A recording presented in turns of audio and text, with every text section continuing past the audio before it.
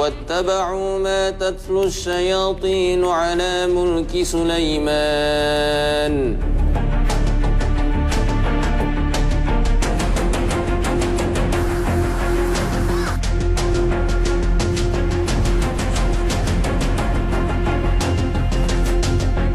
وننزل من القرآن ما هو شفاء ورحمة للمؤمنين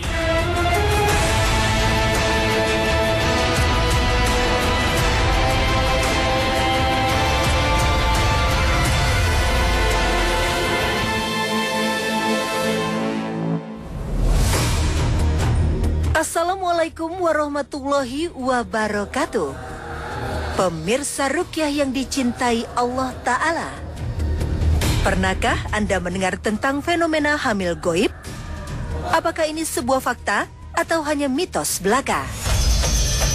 Untuk menjawab pertanyaan ini, tim Ruqyah Trans 7 menemui Devi Ika Apriliani dan suaminya, Yesu Bagus Ariwibowo. Mbak Devi, boleh cerita Mbak? Katanya pernah mengalami gangguan dan bahkan sampai keguguran ya. Jadi awal mulanya bagaimana Mbak? Itu setelah menikah itu saya keguguran 2 kali. Terus sampai ke rumah sakit 4 kali, dirawat 4 kali. Itu tuh di ronsen, terus di USG nggak ada hasilnya itu. Selain proses keguguran itu mungkin pernah mengalami kejadian aneh, melihat sesuatu? Ya kalau melihat udah ada sekitar 4 sampai 5 kali itu pernah. Cuman itu kalau di waktu-waktu tertentu itu perut saya membesar, bahkan bergerak seperti ada bayinya gitu loh. Padahal tidak ada? Iya, padahal tidak ada. Dan itu sampai sekarang juga masih tetap. Terus juga kalau saya mau sholat, wudhu gitu pasti mual-mual seperti itu. Ada yang ingin ditanyakan Ustadz atau ingin didiagnosa? Kita langsung aja Ruqyah. Ini sudah parah sekali gangguannya.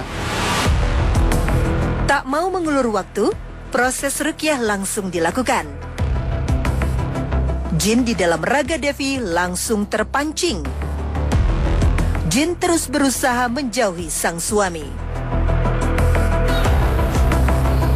Kini, Ustadz Muhammad Faizar memfokuskan proses Ruqyah di bagian perut Devi untuk membuktikan kehamilan goib yang kerap dialaminya selama ini. Di sisi lain, sang suami Yesu Bagus juga mulai tak sadarkan diri dan terus bereaksi selama proses Ruqyah. واتبعوا ما تتلو الشياطين على ملك سليمان وما كفر سليمان ولكن الشياطين كفروا. Ketika bacaan ayat Al-Quran semakin kuat dikumandangkan, seketika itu juga perut Devi membesar. أنزل على الملكين ببابل هاروت وماروت وما يعلمان من أحد حتى يقولا إنما نحن فتنة فلا تكفر. Astaghfirullahalazim, ini benar-benar nyata. يفرقون به بين المرء وزوجه وما هم بضارين به من أحد إلا بإذن الله ويتعلمون ما يضرهم ولا ينفعهم ولقد علموا لمن اشتراه ما له في الآخرة من خلاق ولبئس ما شروا به أنفسهم لو كانوا يعلمون إنما يأمركم Pemirsa bisa dilihat ya, ini ada ketika dibacakan ayat-ayat Ruqyah, bagian perutnya Mbak Devi tiba-tiba bisa membesar. Nah ini ketika saya pegang, seperti ini. Dan ini seperti ada yang bergerak. Pada waktu pertama memang sama sekali, dan Mbak Devi tidak dalam kondisi hamil. Ketika saya membantu memijat di bagian bawah ketiak kanan, jin yang bersemayam di dalam tubuh Devi pun menunjukkan rasa tidak nyaman. Suami Devi juga menunjukkan reaksi yang sama. Ya, keduanya saling terpaut oleh sihir. Jika sang suami dipijat dan diruqyah, secara otomatis sang istri ikut bereaksi. Begitupun sebaliknya. Ini bisa kita lihat, Mbak, dan pemirsa bisa saksikan bahwasanya lebih cenderung ke kakinya itu kayak ketarik ke arah sana ya, yang kiri. Kalau yang semacam ini, ya biasanya gangguan itu tidak sengaja diminumkan, terminum, atau melalui metode manfukh seperti yang dijelaskan oleh guru kami Syekh Sa'ad Said Abdu. Jadi memang gangguannya pasti di area pencernaannya. Kalau ini tadi perutnya membesar, kenapa Ustaz? Itu wujud jin angin ya, toyar. Kalau di Jawa ada jenis jin yang menurut orang-orang kuno dikatakan sebagai dengen. Itu wujudnya seperti asap. Ya kalau parah, gangguannya suka bikin bengkak kaki, nanti menyeluruh sampai ke perut, sampai ke seluruh tubuh.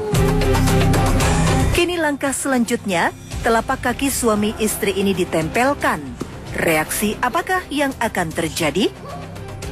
Ustadz Muhammad Faizar fokus merukyah di bagian kaki.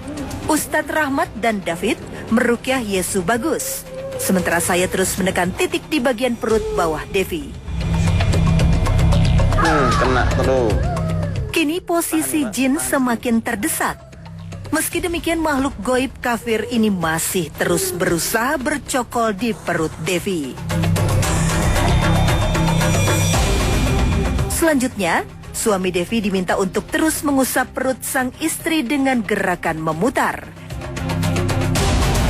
Ya, sekarang waktu ini kita penelusuran ke rumahnya pemirsa, karena saya rasa ada sesuatu yang membuat jin ini susah keluar. Wallahu a'lam bishawab. Kita ikhtiarkan langsung ke rumah. Penting diketahui, tidak semua kasus perlu proses rukyah rumah. Hanya pada tahapan tertentu saja. Penelusuran titik buhul sihir perlu dilakukan. Pada kasus Devi dan Yesu Bagus, sejak terkena sihir, pasangan ini kerap mengalami kejadian aneh di rumah. Beberapa kali, Devi sang istri melihat wujud makhluk halus yang menampakkan diri di dalam tempat tinggalnya. Nah, ini bisa dilihat ya. Berarti langsung berubah. Tiba-tiba, ketika Ustadz Muhammad Faizar masuk menuju ruang tengah, reaksi Devi semakin keras. Tubuhnya seakan ingin melindungi sesuatu yang ada di dalam lemari pendingin di belakangnya. Kini, ia menatap tajam ke bagian atas rumah, tepat ke sebuah lubang yang menganga.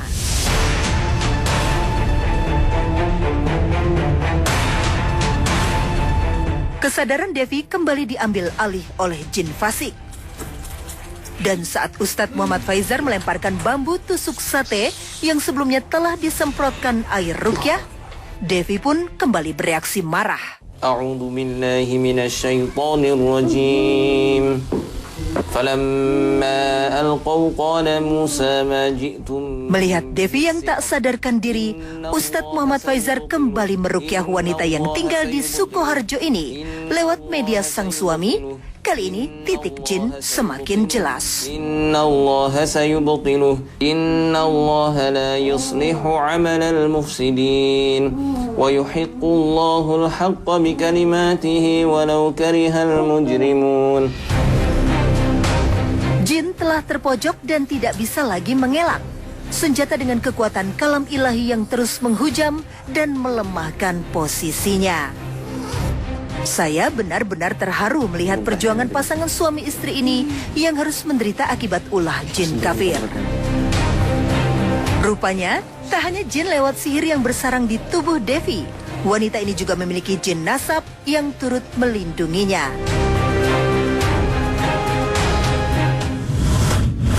Ya pemirsa, sekarang sudah sampai pada tahap untuk terapi herbal. Ustadz, ini terapi herbalnya untuk Mbak Devi dan Mas Yesu apa saja? Ya. Yang paling utama ini adalah lidah buaya, perasan jeruk nipis, dan juga madu. Yang semuanya itu bagus sekali untuk netralisir dan mendetoks, mengeluarkan racun-racun yang ada di ususnya. Karena jin nasab, sekali lagi jin nasab, sihir, itu sering menyerang area pencernaan manusia. Apapun jenisnya, apapun tipenya, kebanyakan nyerangnya area lambung, area ususnya, ya, selain jantung ya. Jadi sekarang langsung diminum saja.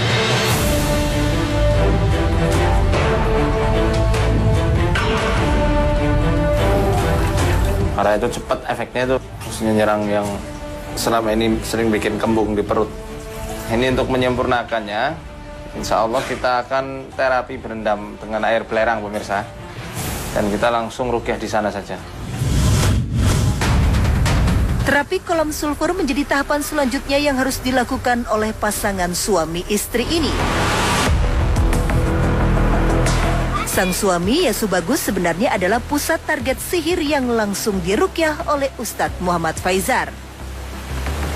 Ya, jika terlihat oleh orang awam, Devi memang tampak yang menjadi pusat sasaran jin zolim. Tapi faktanya, Yesu Bagus menjadi tujuan utama sihir agar tidak bisa menjalani pernikahannya dengan tenang. Wallahu alam bissawab. Derajat panas dari dalam kolam sulfur memang begitu menguras tenaga. Di sisi lain, bagi Devi dan Yesu Bagus, kolam ini semakin menyudutkan posisi jin yang bercokol di dalam diri mereka. Jin ular yang selama ini membuat tubuh Devi gatal-gatal adalah salah satu target yang ingin dilepaskan dengan cara berendam di kolam sulfur. Selain dengan dorongan hangatnya air, kini saya membantu menekan bagian perut Devi yang menggembung.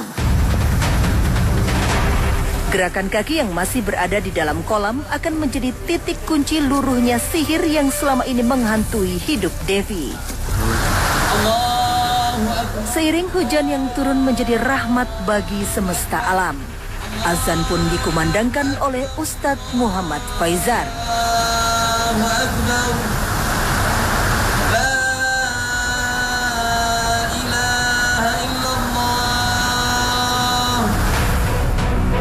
Alhamdulillah, setelah proses panjang, kini kondisi Devi dan suaminya Yesu Bagus semakin membaik. Ya pemirsa, kita sudah sampai pada tahap akhir ya Ustadz ya. Setelah tadi proses panjang penelusuran herbal pertama lalu mandi air panas. Ini apa lagi nih Ustadz? Ini kita menggunakan jerangau, ya jerangau merah, kemudian bidara. Ini semua nanti kita ruqyah, habis itu kita minumkan. Kenapa menggunakan jerangau? Jerangau itu punya sifat karminatif yang bagus untuk keluarkan angin di perut. Jerangau merah atau Acorus calamus mengandung minyak atsiri yang berbau khas. Masih panas. Selain itu, tanaman jerangau juga mengandung zat-zat positif yang bisa berguna untuk meredakan radang. Ya, Ustadz Faizar, kan sebenarnya tadi ketika kita sudah selesai memandikan ini Mbak Devi langsung seperti menstruasi ya Mbak ya? Itu kenapa Ustadz? Hitam darahnya? Hitam. Bau? Kayak bangkai. Allahu Akbar. Insya Allah itu tanda lepasnya setan yang menyerupai bayi yang ada di perutnya. Biasanya kalau membuat besar seperti itu ya jenis-jenis jin ular.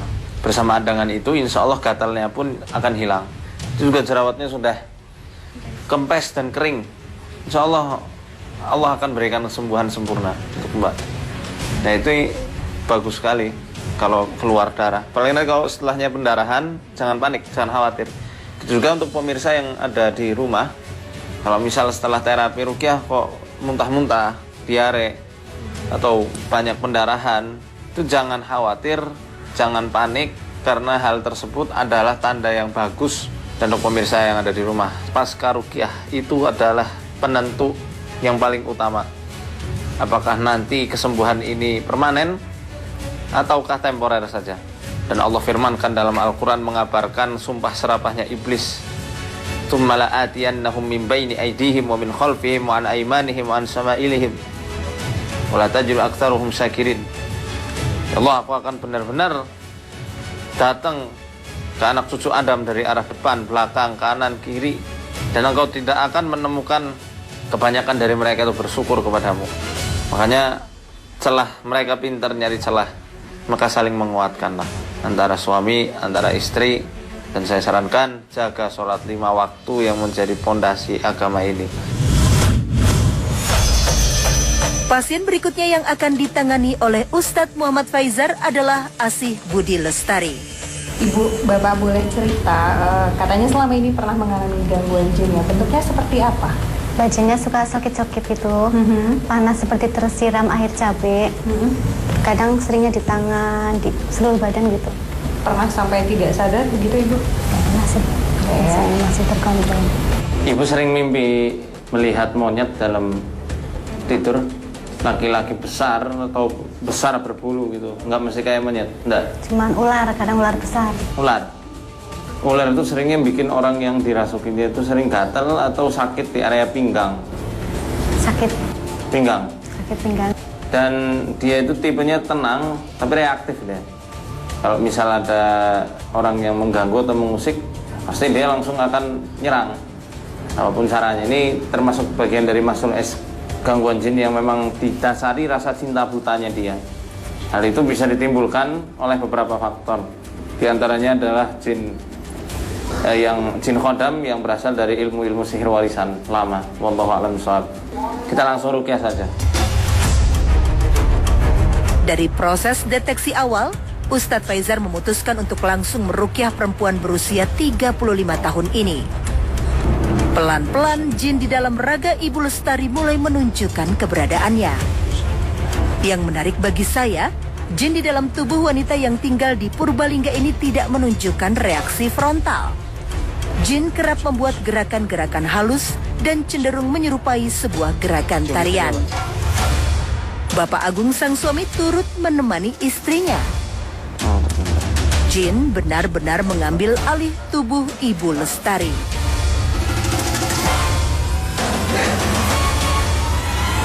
A'udzu billahi minasy syaithanir rajim. Hamim. Tanzilun minar rahmanir rahim.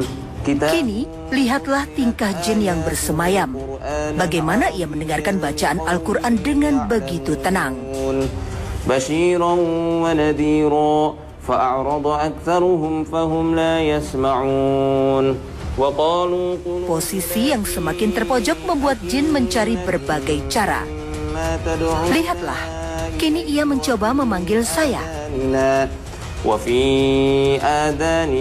Tiba-tiba Ibu Lestari berdiri dan menuju bagian depan rumah. Ia menunjuk ke suatu sudut. Apa itu?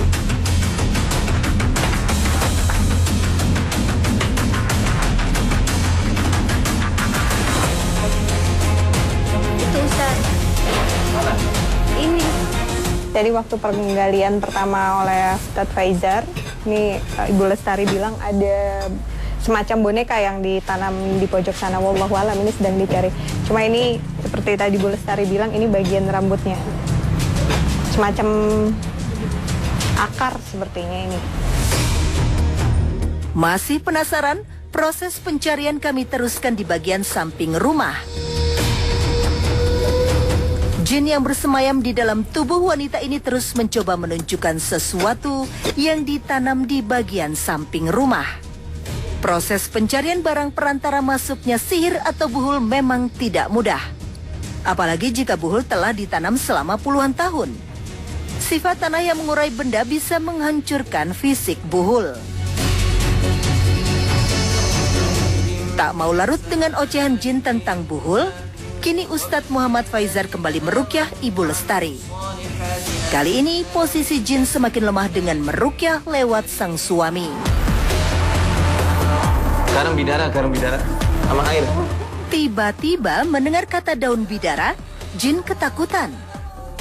Ya, sejak zaman Nabi, daun bidara dimanfaatkan untuk mengusir gangguan jin dan sihir.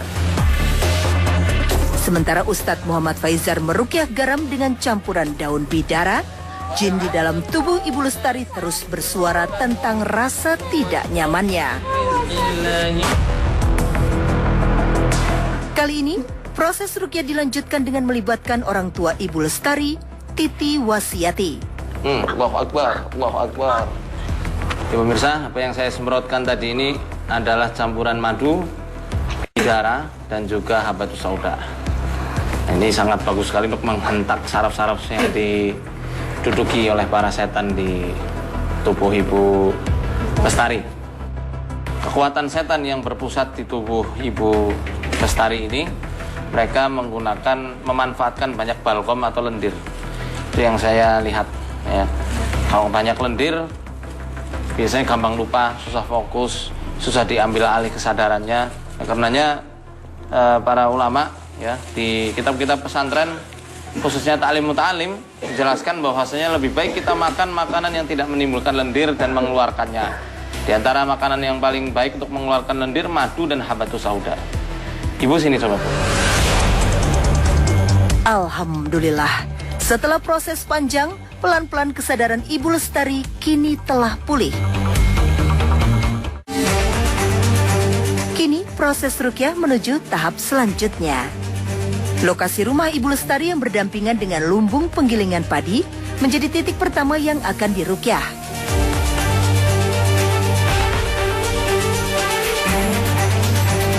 Tiba-tiba, tangan Ibu Lestari kembali bergerak dan menunjuk ke sebuah sepeda tua.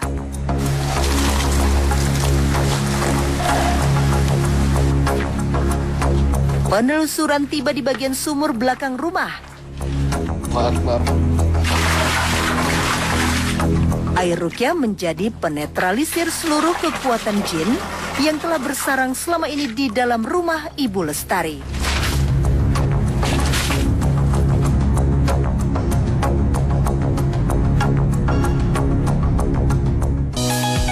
Pemirsa, untuk menyempurnakan kesembuhan Ibu Lestari, kita akan mendinginkan tubuh beliau yang panas dengan menggunakan tomat, wortel, serta daun kelor. Kombinasi jus buah tomat dan wortel memang telah dikenal baik sebagai asupan tubuh.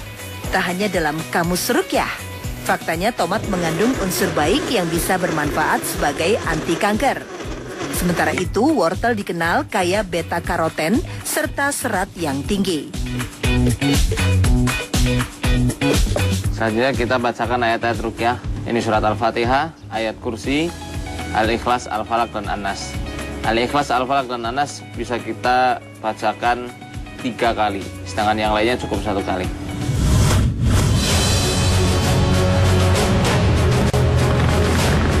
Kini saatnya menutup seluruh proses ruqyah dengan asupan herbal. Gimana Mbak sekarang rasanya? Ibu? Alhamdulillah, setelah proses ruqyah, Ibu Lestari menjadi jauh lebih tenang. Nggak cukup 1 kali di ruqyah, harus berkali-kali dan bertahap. Intinya 1, azam yang kuat, niat yang kuat.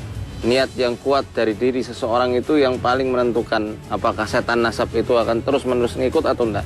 Ini bukan santet, insya Allah. Sudah jelas ya alurnya kemana.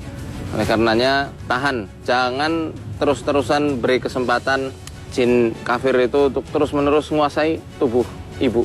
Gimana caranya? Yang disunahkan Nabi SAW dengan baca ta'awud, wudhu, pindah posisi atau minum sambil duduk, minum air putih. Ya, dan juga perbaiki sikap akhlak kepada suaminya, karena itu kunci surganya para wanita, para istri ya. Semoga Allah berikan kesembuhan sempurna untuk Ibu Lestari ya, dan diputuskan semua rantai-rantai jin yang secara turun-temurun ada di keluarga.